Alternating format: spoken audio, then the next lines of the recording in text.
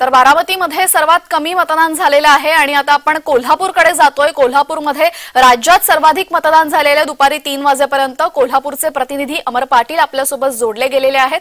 अमर, राज्यामध्ये सर्वाधिक मतदान कोल्हापूरमध्ये झालेले आहे, मात्र तितकंसं झालेलं नाहीये, 51% मतदान झालेलं आहे। तर काय सांगाल, कसा उत्साह दिसतोय मतदारांमध्ये? तेजल, आतापर्यंत 51% मतदान जरी झालं असं त्याच्यापेक्षा जास्त होऊ शकतं। 1 तास आहे। कोल्हापुरामध्ये 6 विधानसभामध्ये अतिशय उत्कृष्ट मतदान झालंय। चंदगड जो विधानसभा मतदारसंघ आहे तो संजय मंडलिक यांच्या मेव्हण्याचा आहे, त्यामुळे तिथे आमदार आहेत राष्ट्रवादीचे राजेश पाटील यांच्या इथे 51% मतदान झालंय।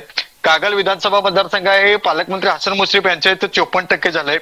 करवीर विधानसभा मतदारसंघ आहे तो आता सध्याचे विद्यमान आमदार आहे तिथे काँग्रेसचे PN पाटील, परंतु तिथं शिंदे गटाचे चंद्रजीत मरके आहेत, त्यांच्या इथे मतदान चांगलं 56% झालंय। कोल्हापूर उत्तरला राजेश क्षीरसागर यांच्या होम ग्राउंडवर 49% झालंय आणि कोल्हापूर दक्षिण मध्ये जिथे ऋतुराज पाटील काँग्रेसचे आमदार आहेत त्यांच्या इथं 45% मतदान झाल्याने राधानगरी जे आंबेडकरांचं होम ग्राउंड आहे आणि जिथं महाराजांचं सगळ्यात जास्त मतदान असलं जातं बोललं जातं त्या ठिकाणी 51% मतदान झालंय।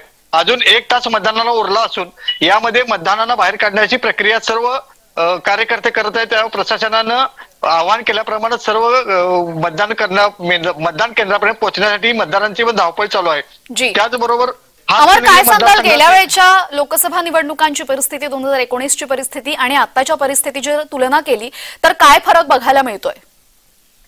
गेल्या वेळा ज्यावेळेला लोकसभा मतदारसंघाचे विधानसभा मतदान जे निहाय आपण जर पाहणी केली तर असाच प्रकार होता आणि शेवटच्या टप्प्या 1 तासामध्ये मतदानाचा आकडा वाढतो आणि मागच्या वेळेपेक्षा जास्त मतदानाचा आकडा वाढेल असं प्रशासनाने सांगितलं आहे आणि त्याप्रमाणे सगळीकडे होत आहे।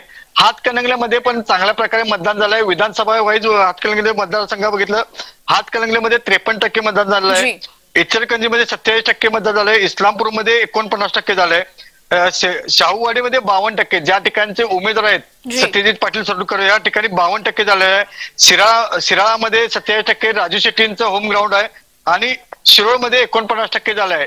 म्हणजे शिरोळ हा होम ग्राउंड राजू शेट्टींचा आहे, तिथे 49% झालाय।